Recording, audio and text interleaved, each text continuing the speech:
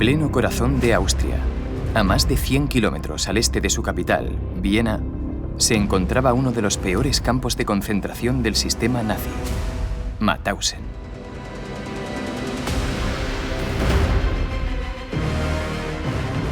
En enero de 1941 fue declarado campo de no retorno. Si te enviaban allí, sabías que no saldrías con vida. Este campo de 15 hectáreas acogió a 200.000 deportados de toda Europa, la mitad de los cuales no sobrevivió. No se les enviaba allí únicamente para trabajar. Había tiempo para trabajar y tiempo para morir. Canteras de piedra para la construcción de edificios del Tercer Reich y fábricas subterráneas para fabricar las armas secretas del ejército alemán. El sistema de Mauthausen se convirtió en una piedra angular de los proyectos de grandeza de Adolf Hitler. Al este de Austria se creó una inmensa red de más de 40 campos satélites de Mauthausen. Al frente, hombres formados para matar. Este es mi padre. Al ponerse el uniforme se convertía en un animal. Todo el mundo le tenía miedo en el campo y pronto pasó a ser conocido como el Diablo de Gusen. Muchas huellas de Mauthausen desaparecieron al término de la guerra. Unas fueron borradas por los nazis, otras por los aliados tras la liberación y otras olvidadas voluntariamente por la población austriaca. Pero la fortaleza de Mauthausen sigue en pie, con numerosos vestigios de la guerra a la vista. En esta cámara de gas se hacinaban hasta 50 personas a la vez. Gracias a un acceso exclusivo a las instalaciones más secretas del campo de Mauthausen y sus anexos, y a una serie de imágenes reconstruidas, hoy penetramos en el corazón de la compleja red tejida por las autoridades del Tercer Reich. Descubriremos las pruebas que demuestran la suerte que esperaba a los deportados. La cantidad de imágenes de Mauthausen no las tenemos de otros campos. 75 años después de la liberación, he aquí la investigación sobre los vestigios de uno de los campos de concentración más implacables y destructores de toda la Segunda Guerra Mundial.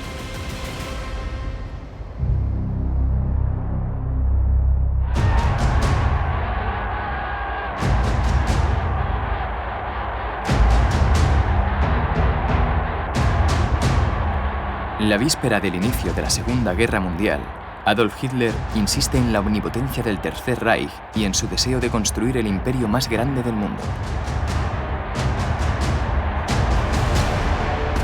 Símbolo de su ambición sin límites, 5 ciudades, bautizadas como las ciudades del Führer, serán rediseñadas por completo siguiendo los dictados del propio Hitler. Berlín, Hamburgo, Nuremberg, Múnich y Linz, en Austria, su país natal, anexionado en 1938.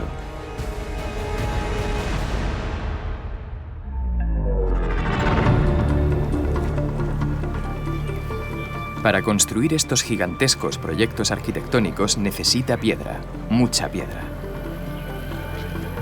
Recurrirá pues al jefe de las SS, Heinrich Himmler.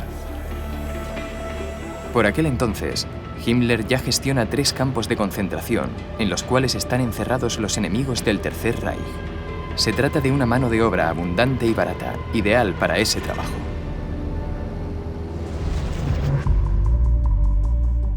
Tras construir campos de concentración en Dachau, Sachsenhausen y Buchenwald, Himmler decide levantar otros más, pero esta vez cerca de canteras. Lo hará en Austria, a 22 kilómetros al este de Linz, en una región rica en granito. Allí una localidad llama su atención, Mauthausen. Mauthausen tiene una larga historia en la extracción de rocas.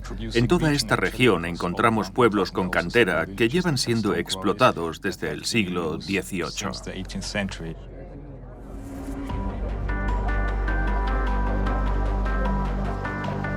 Himmler considera que la ubicación es idónea. En agosto de 1938 crea allí el primer campo de concentración en territorio austriaco, el primero de muchos.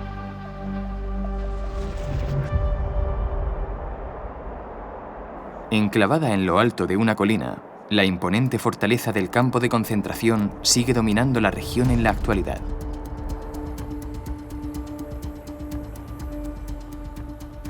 Lo más importante de la fortaleza era su aspecto, la intimidación, el dominio absoluto. El primer campo se vertebra alrededor de 4 barracones, 1 para las SS y 3 para los presos. Sin embargo, la expansión del Reich es fulgurante y el flujo de nuevos prisioneros exige la ampliación de las infraestructuras. A lo largo de los meses, Mauthausen se dota de nuevos edificios para las SS y aumenta el número de barracones para encerrar a los detenidos, procedentes de nuevos territorios ocupados por la Alemania nazi. El campo termina extendiéndose incluso más allá de su recinto principal, hasta alcanzar las 15 hectáreas. Los primeros prisioneros de Mauthausen fueron austríacos y alemanes. Hubo que esperar hasta después del inicio de la Segunda Guerra Mundial para que llegasen a Mauthausen los primeros presos políticos. Se sabe que convivieron presos de 40 nacionalidades. Presos de guerra, presos políticos, deportados por la religión que profesaban, por su origen o por su preferencia sexual. Nada más llegar al campo, todos ellos deben pasar por una fase de deshumanización. Los afeitan, les obligan a desnudarse y los meten a la fuerza en una enorme sala de duchas comunes. A lo largo de esta superficie elevada que recorre las 4 paredes se disponían los capos o pequeños jefes que obligaban a la gente a ir hacia el centro, donde salía agua helada o agua muy caliente. No se trata de una ducha reconfortante, como se podría esperar tras los días vividos. Aquella ducha era un gran sufrimiento. A la salida, les entregan un uniforme y un número que se convierte en su nueva identidad. A continuación, son conducidos a una zona aislada del resto del campo para ponerlos en cuarentena y evitar que alguna enfermedad potencial contamine al resto de prisioneros.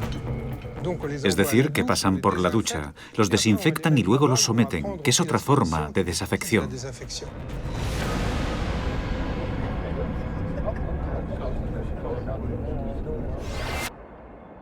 Tras varias semanas en cuarentena, ya pueden entrar en la llamada zona libre del campo.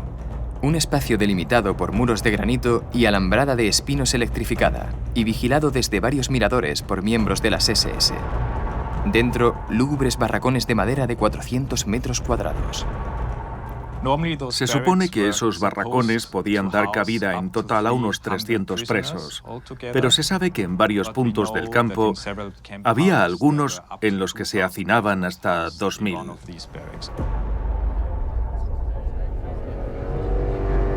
Como alimento, únicamente reciben pan y caldo limpio.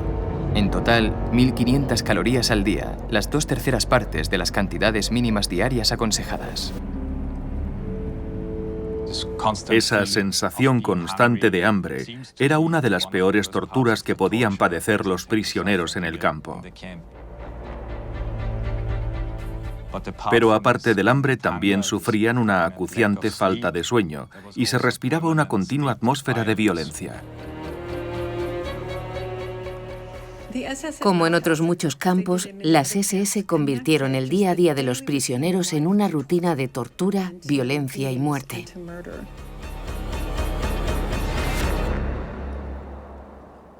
La primera enfermedad del deportado es la espera.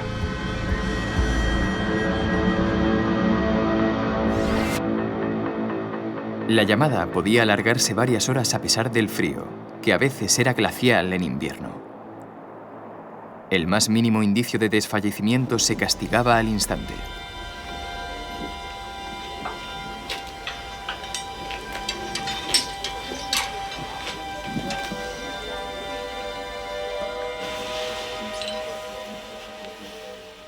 A esta cadena solía terminar atado un preso hasta que le sobreviniera la muerte. Se la ponían a los detenidos que hubieran cometido una falta, suponía su final.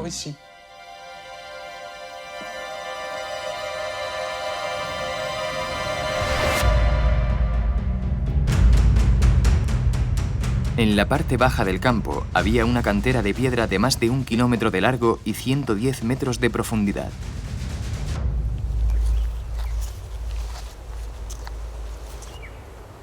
En ella trabajaban miles de presos. En aquella cantera trabajaban a diario entre 1.000 y 4.000 hombres.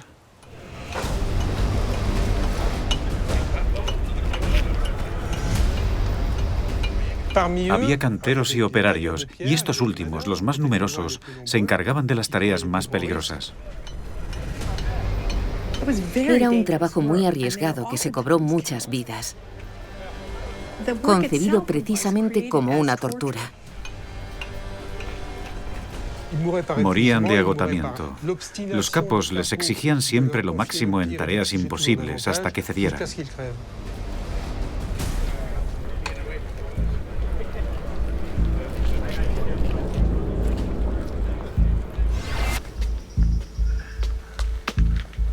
Cada piedra extraída de esta cantera tenía que ser transportada por esta escalera a lomos de un prisionero. 186 escalones convertidos en un símbolo de tortura.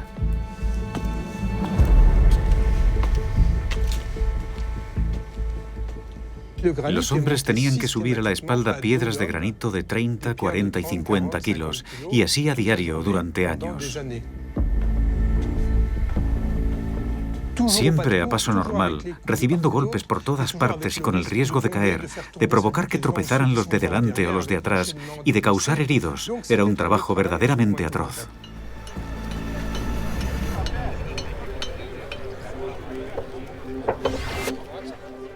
El cuerpo de combate de las Waffen-SS estaba entrenado para matar. Su verdadero trabajo en la cantera no era extraer piedras, sino matar. Su labor era humillar en la cantera a los detenidos.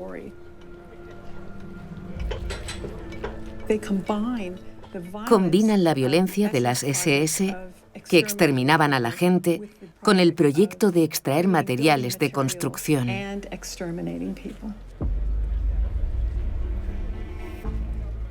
Era un mal modelo de negocio, pero era el modelo de negocio de las SS. Las SS habían cogido la costumbre de escenificar la muerte de un detenido. La pared más alta de la cantera había pasado a ser conocida como el muro de los paracaidistas. Obligaban a los hombres a tirarse desde lo alto. Les decían, si no te tiras desde aquí, te matamos de un tiro. Esa era su opción. Muchos terminaban tirándose desde lo alto.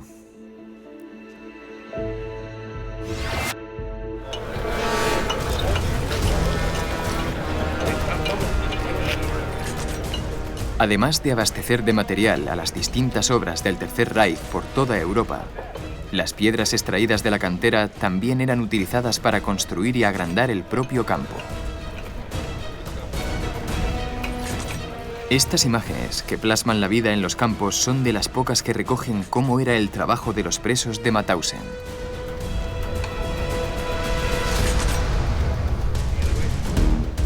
Están sacadas del Servicio de Identificación del Campo, una oficina en la que trabajaban varios detenidos que lograron evitar que las destruyeran.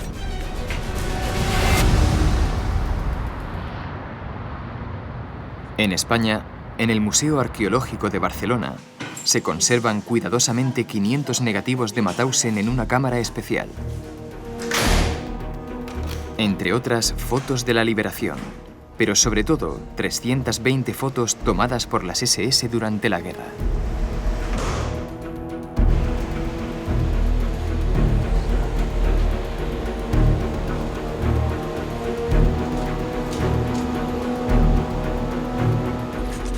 En estos negativos aparecen inmortalizados numerosos eventos que tuvieron lugar en los campos, como la visita de Heinrich Himmler, jefe de las SS. Pero también retratos de nuevos detenidos para su ficha administrativa e imágenes de los trabajadores en plena faena. No cabe duda de que estas imágenes también servían como propaganda.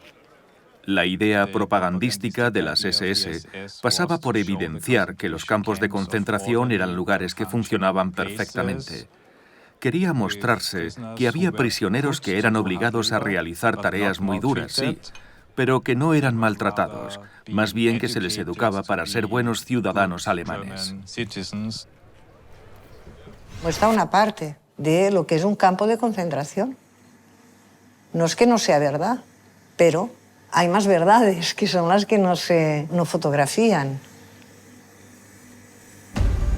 En otros muchos negativos, imágenes de desfiles de las SS y de detenidos que parecen trabajar sin supervisión ni represalias, dando a entender que no existían actos violentos en el día a día. No vemos a los perros, que una de sus finalidades era atacar a los prisioneros.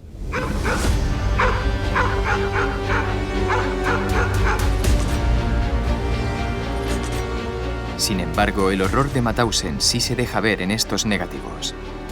En ellos aparecen los cadáveres abandonados de los presos.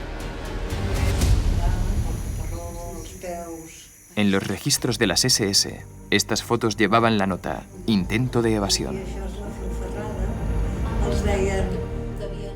En contadas ocasiones se trataba de verdaderos intentos de evasión.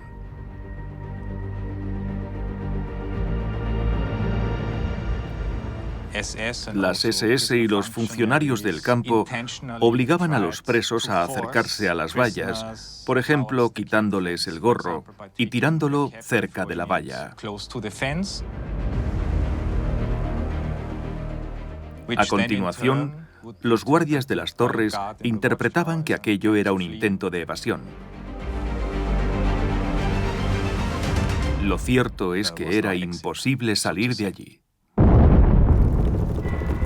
En 1943, cuando se está invirtiendo la relación de fuerzas entre los ejércitos del Tercer Reich y las fuerzas aliadas, Berlín da la orden de destruir los negativos de todas las fotos tomadas en los campos, con el objetivo de borrar las pruebas de los crímenes cometidos. Francesc Boix, preso político español, trabajaba en el laboratorio fotográfico del campo junto a otros detenidos.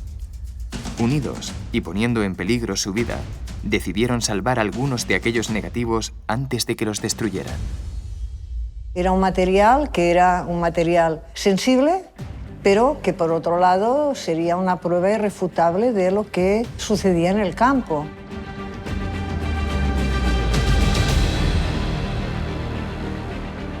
Envuelven cuidadosamente los negativos, consiguen sacarlos discretamente del laboratorio y se los van pasando de mano en mano.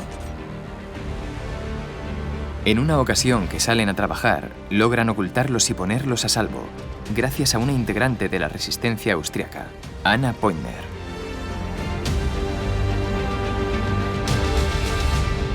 La casa de Anna Pointner tiene un muro que la rodea y entre las piedras del muro fue depositando, fue escondiendo los paquetes con los negativos.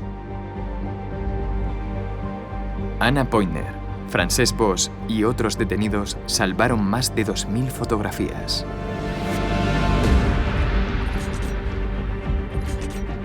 La cantidad de imágenes de Mauthausen no las tenemos de otros campos.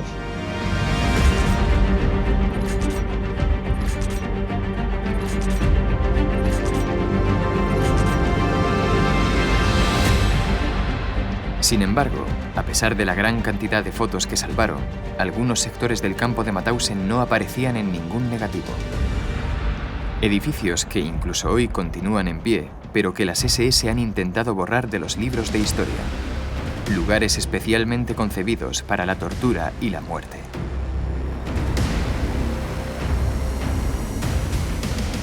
En enero de 1941, Mauthausen fue declarado campo de no retorno.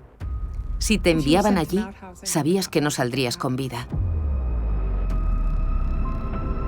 En el campo, el edificio destinado al exterminio había sido bautizado como el búnker.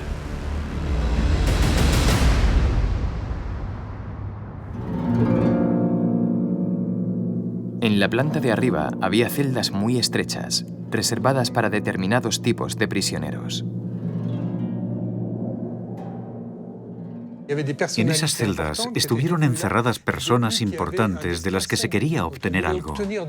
Estaban condenados a muerte, pero hasta que llegaba ese momento, eran sometidos a torturas para que hablasen.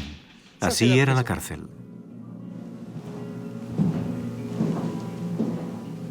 Las estancias destinadas al exterminio de los prisioneros se encontraban en el sótano. Se procedía de manera individual, con una bala, o colectiva, en una cámara de gas. Las víctimas debían seguir un recorrido predeterminado. Primero entraban en una sala en la que los examinaban. A continuación, pasaban por varias estancias pequeñas, hasta llegar a una puerta que únicamente se abría desde fuera y que comunicaba con una sala con duchas. Estamos en la cámara de gas, una pequeña estancia de 13 metros cuadrados en la que se hacinaban al menos 50 personas. Una vez cerrada la puerta, desde una sala contigua se introducía el ciclón B, un gas mortal.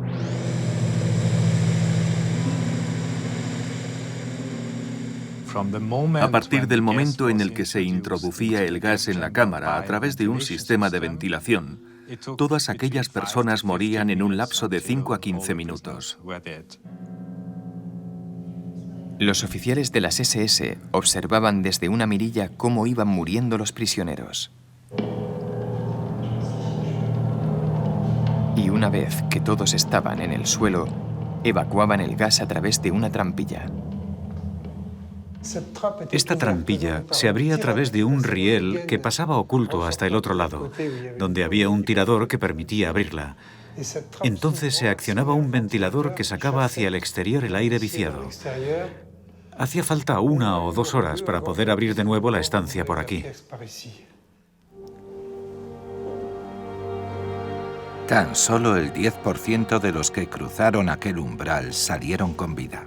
Ese 10% lo integraban los que trabajaban en el funcionamiento de la cámara de gas y del horno crematorio. Se calcula que unas 8.000 personas perdieron la vida en esta cámara de gas. En el interior del búnker encontramos también una cámara fría para almacenar los cadáveres, una sala de disección para retirar las piezas dentales o llevar a cabo experimentos, y varios hornos crematorios. De media, aquí se incineraban al día entre 150 y 200 cadáveres. De todos ellos solo quedaban las cenizas, que servían como fertilizante o para empedrar carreteras, y en su defecto se deshacían de ellas en un vertedero. En eso consiste el delito nazi, en haber llenado los hornos hasta la saciedad, en haber menospreciado por completo las vidas humanas, y eso es imperdonable.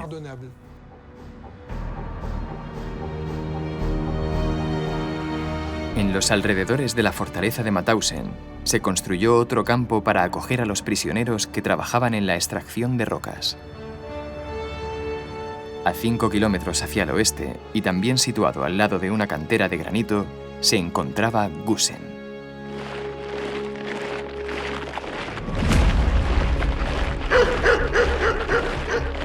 Antes de la construcción de este nuevo campo, los presos de Mauthausen tuvieron que caminar hasta aquella cantera vigilados por las SS.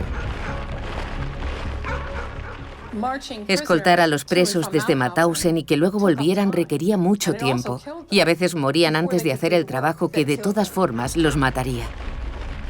Por eso se decidió construir un campo en Gusen. Así mejoraría la productividad de la cantera.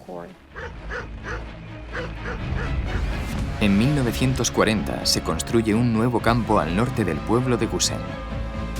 El gran flujo de presos que llega allí hace que crezca más rápido que el de Mauthausen. Incluso llegó a convertirse en el campo de concentración más grande de Austria. A finales de 1941, en Gusen había 1000 presos más que en Mauthausen.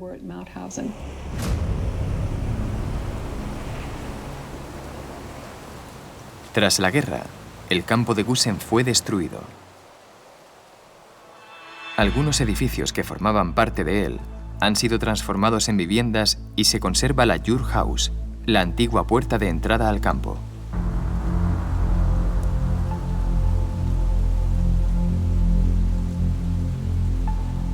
De la plaza de llamados solo quedan estos terrenos abandonados. No queda ni rastro de los numerosos delitos que se cometieron aquí. Había 2 horcas para colgar a los presos, pero lo único que queda es el suelo de la cocina. En la actualidad ya no se explota esta cantera de granito. Sin embargo, la zona industrial sigue acogiendo un último vestigio que data de la Segunda Guerra Mundial, una inmensa trituradora de piedras.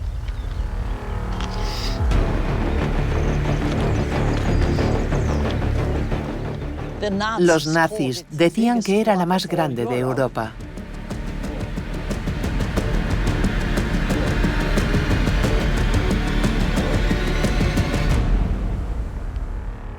En la parte de atrás había una cinta transportadora que conducía las cubas de piedras hacia el interior de la trituradora, donde las piedras quedaban reducidas a diminutos pedazos. A veces también troceaban en pequeños fragmentos a las personas.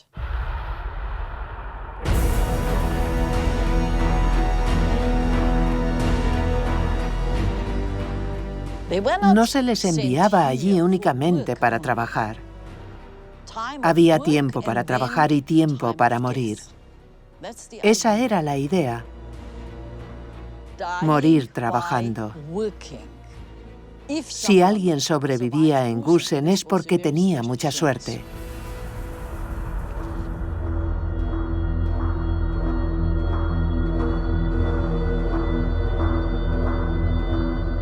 Ingenuos de nosotros, creíamos que en Mauthausen habíamos conocido a fondo la maldad humana, pero tuvimos que desterrar esa idea. Gusen la superaba. El campo de Gusen estaba dirigido por un comandante de las SS, Karl Mielewski, conocido por ser implacable.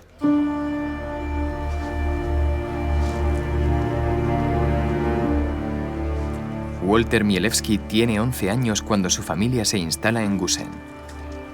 En aquella época, su padre acaba de ser nombrado director del campo.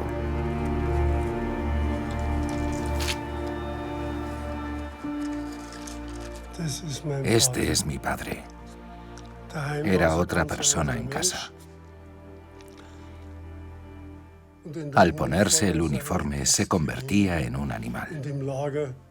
Todo el mundo le tenía miedo en el campo. Pronto pasó a ser conocido como el Diablo de Gusen. En casa no se hablaba del trabajo de su padre. Pero a veces Walter entraba en la parte del campo reservada a las SS para ir a la consulta del médico o al peluquero.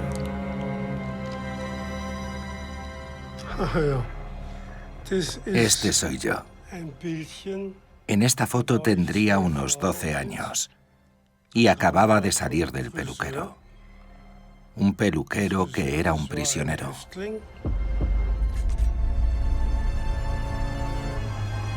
A veces regresaba a casa bordeando el alambre de púas que delimitaba el campo de los prisioneros. Entonces pude ver cosas. Recuerdo que aún con temperaturas bajo cero, veía cómo rociaban con agua fría a presos medio desnudos. Muchos morían in situ o lo hacían 1 o 2 años más tarde por una neumonía. Un día le pregunté a mi padre, ¿por qué haces eso? ¿Por qué le hacéis eso a esas personas? Y él me respondió, porque son parásitos, son unos delincuentes. Lo que quieren es destruir el Tercer Reich. Tranquilo, no se merecen nada más.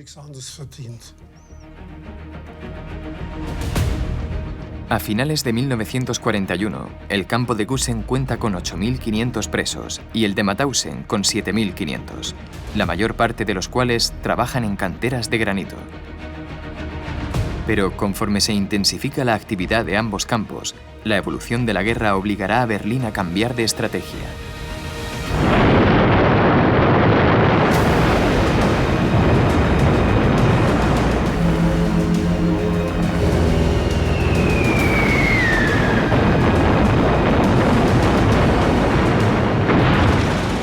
En 1942, los combates arrasan los ejércitos del Tercer Reich y de las fuerzas rusas.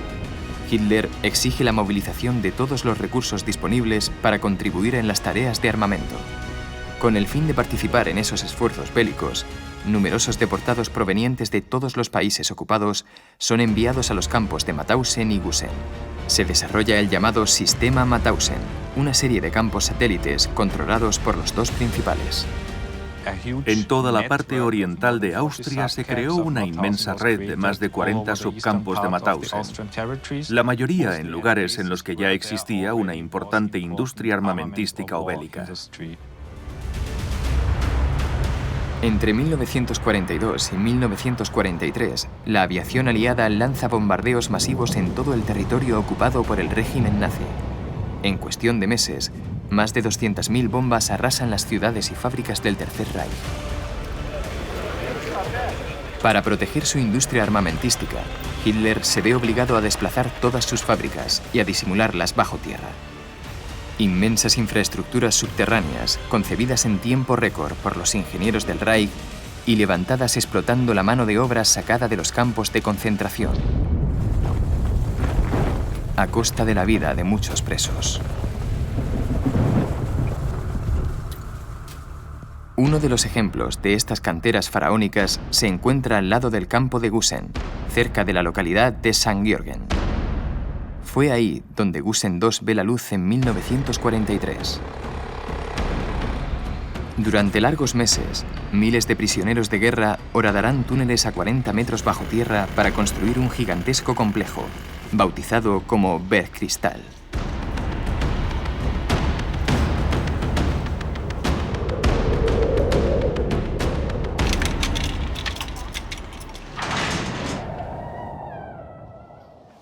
Los túneles de Bergkristall empleaban la tecnología más avanzada. Los excavaban los prisioneros y luego se reforzaban las paredes con hormigón. Entonces era un proyecto innovador. Cerca de 9.000 presos fallecieron en la construcción de estos túneles. Entre marzo de 1944 y mayo de 1945, los presos de Gusen II horadaron 8,5 kilómetros de túneles.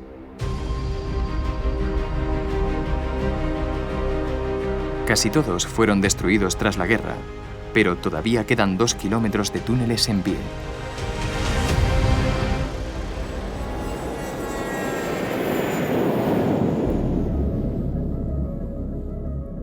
Esta descomunal instalación subterránea fue construida para cubrir las necesidades del Ejército del Aire alemán. Aquí es donde la empresa Messerschmitt montaba sus aviones Me-262, el primer avión de caza dotado de un motor a reacción operativo. De haber existido antes, el Me-262 podría haber cambiado el curso de la guerra, o al menos retrasar la victoria de los aliados.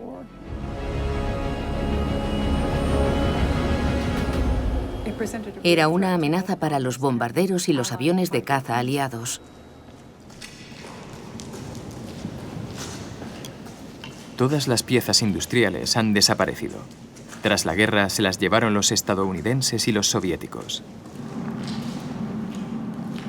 En total, aquí se fabricaron más de 950 fuselajes del Me-262. En esta inmensa instalación subterránea se fabricó cerca del 80% de todo el fuselaje empleado para aviones, y lo hicieron presos de Gusen II. Era un lugar muy estratégico. Es una de las instalaciones subterráneas secretas más grandes, si no la más grande, del Tercer Reich para la fabricación de armas. Los Me-262, fabricados en Gusen II, no son la única arma milagrosa que Hitler fabricó gracias a los prisioneros de los campos de concentración austriacos. En el corazón del sistema Mauthausen, una nueva arma atrajo todas las miradas. El misil V2.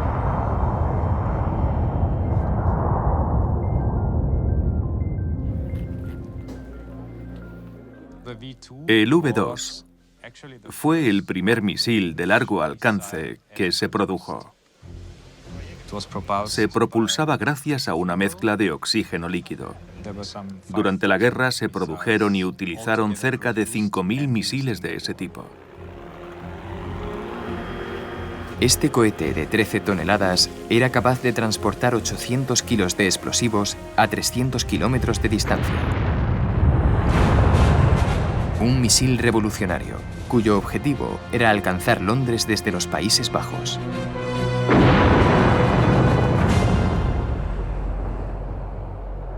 Con el objetivo de participar en la fabricación del misil V2, se crean varios campos satélites de Mauthausen: Wiener Neustadt, Ivensi y el pequeño campo de Ziv.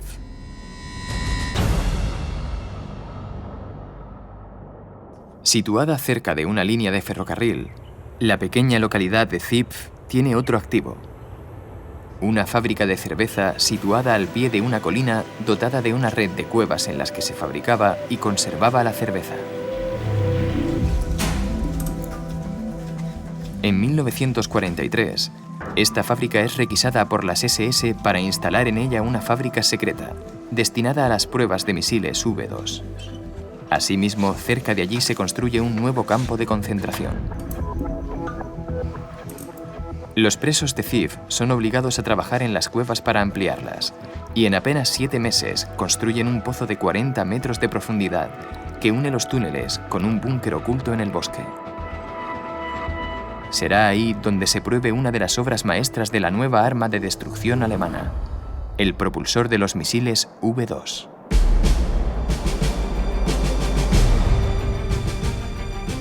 Los propulsores llegaban en tren directamente al interior de los túneles y a continuación eran descargados en medio de un gran secretismo. Después se empleaba un ascensor para subirlos hasta el búnker. Cuando el propulsor llegaba arriba en el ascensor, se recogía mediante unas vías y luego se dejaba suspendido a 3 metros de altura.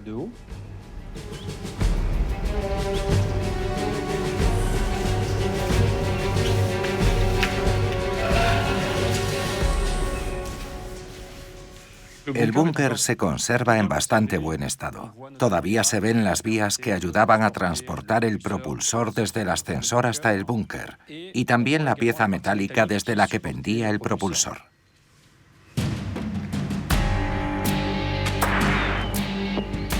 A continuación, se inclinaba el propulsor para que las llamaradas ocasionadas durante las pruebas se evacuasen por este gran orificio.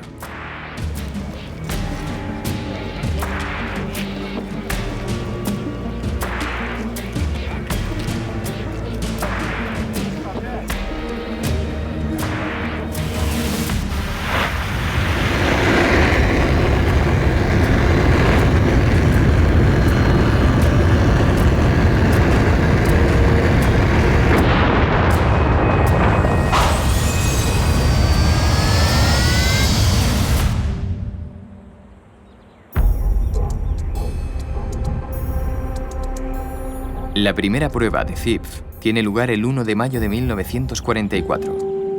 Los científicos nazis supervisan el experimento desde la claraboya del búnker de observación. Resulta todo un éxito. Una celebración para las SS. Gracias a las instalaciones construidas por los prisioneros, cerca de 500 propulsores V2 habrían sido probados en Ziv antes de ser enviados al frente. No deja de resultar irónico que aquellos presos tuvieran que trabajar en unas armas que se emplearían contra ellos mismos y sus países.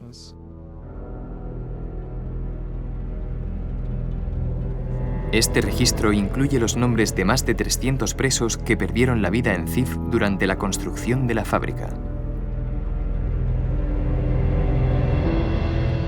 Otros muchos, agotados por las condiciones y considerados no aptos para el trabajo, fueron reenviados al campo principal de Mauthausen, donde morirían.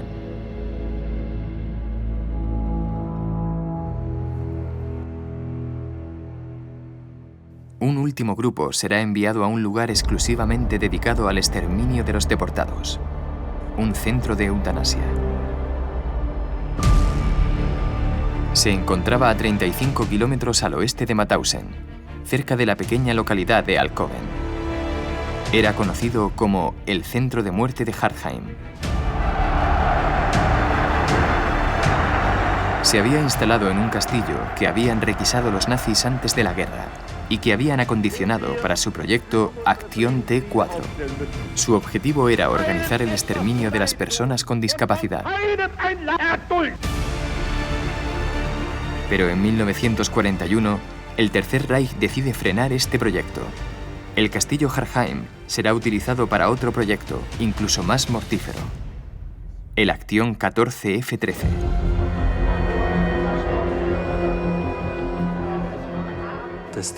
El personal que participaba en el Acción T4 sabía cómo matar de manera rápida y muy eficaz. Y los nazis aprovecharon ese conocimiento para cometer asesinatos en masa. Hartheim se convierte entonces en el centro de exterminio de 4 campos de concentración: Dachau, Ravensbrück, Gusen y Mauthausen. Antes del final de la guerra, las SS intentan borrar todas las pruebas de sus crímenes en Hartheim. Destruyeron la cámara de gas, desmontaron el horno crematorio y recondujeron la salida de su chimenea.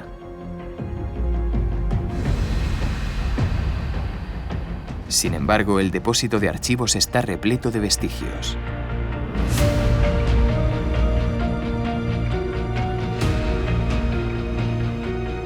Las excavaciones recientes llevadas a cabo cerca del castillo han sacado a la luz restos humanos y más de 8.000 objetos. Restos de antiguas infraestructuras, vajilla y objetos personales. La mayoría son objetos que pertenecían a las víctimas de Acción T4. Pero también se han encontrado distintivos de los presos de los campos de concentración.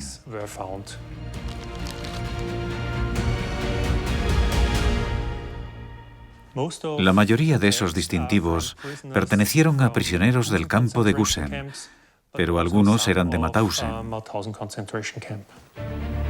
Cruzando los registros nazis recuperados tras la guerra con los números de los distintivos encontrados en el castillo, es posible identificar a algunas víctimas que fueron ejecutadas en el centro de Hartheim. Por ejemplo, tenemos el número del distintivo 8570, que pertenece a Heinrich Lesinski, un prisionero polaco deportado al campo de Gusen.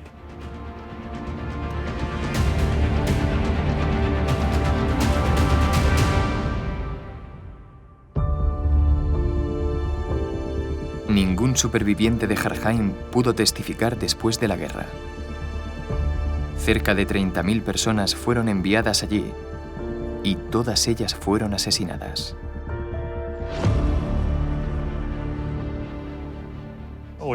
Todos los presos que fueron trasladados a Hartheim fueron asesinados en apenas 3 horas. Ninguno sobrevivió más tiempo o llegó a pasar una noche en el castillo.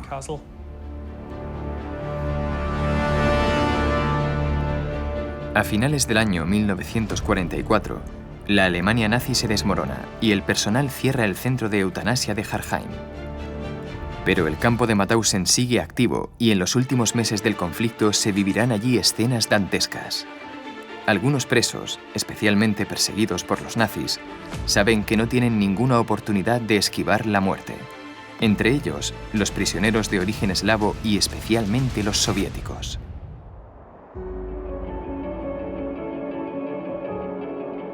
En febrero de 1945, unos 600 oficiales soviéticos son encerrados en el bloque número 20 de Mauthausen. Las SS llevan varias semanas sin darles nada de comer. Sabiéndose condenados, deciden jugarse el todo por el todo. La noche del 2 al 3 de febrero, arrojan mantas empapadas sobre las verjas electrificadas y logran escalar el muro, matando a varios capos y oficiales de las SS a su paso. cerca de 400 presos logran huir. Las evasiones en masa eran muy poco habituales y demuestra que los presos soviéticos no albergaban ninguna esperanza. El comandante del campo de Mauthausen moviliza a todos los habitantes de la región simpatizantes de las SS para capturar a los fugitivos y amenaza con represalias a aquellos que les presten ayuda. La población inicia entonces por toda la región una sangrienta caza al hombre, apodada la caza de la liebre.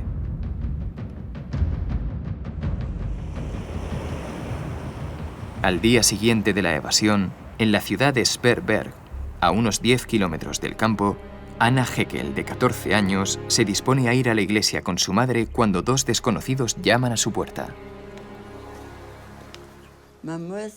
Llevaban muy poca ropa encima. Solamente su indumentaria de rayas. Incluso iban descalzos, a pesar de que había mucha nieve. Hacía mucho frío.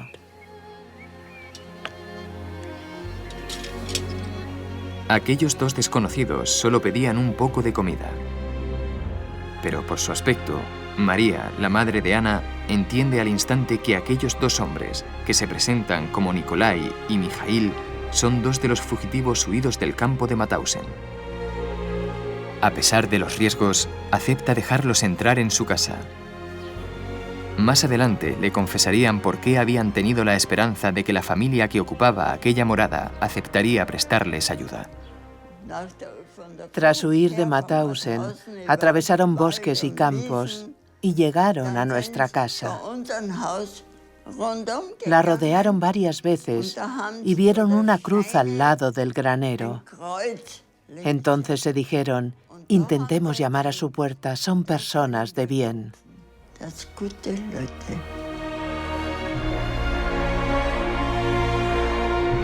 A pesar de los muchos registros que realizaron las SS, Nikolai y Mijail permanecieron escondidos durante 3 meses en la bodega o en el granero hasta su liberación.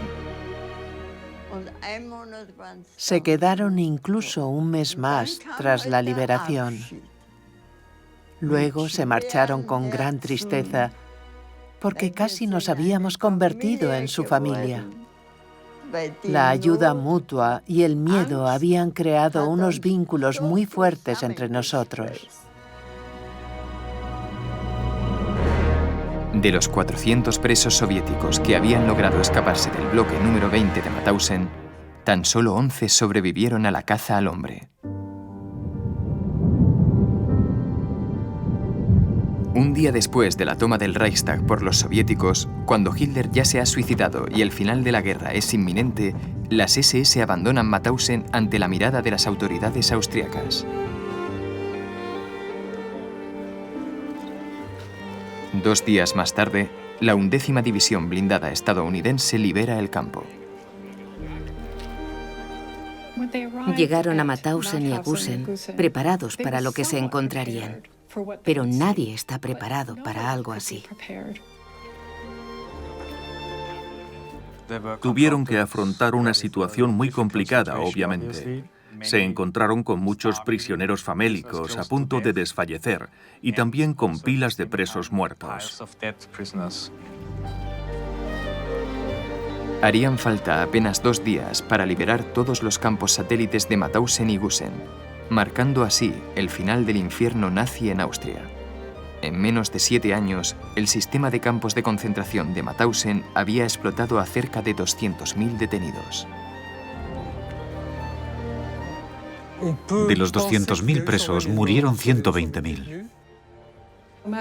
Mauthausen tenía fama de ser uno de los peores campos del sistema.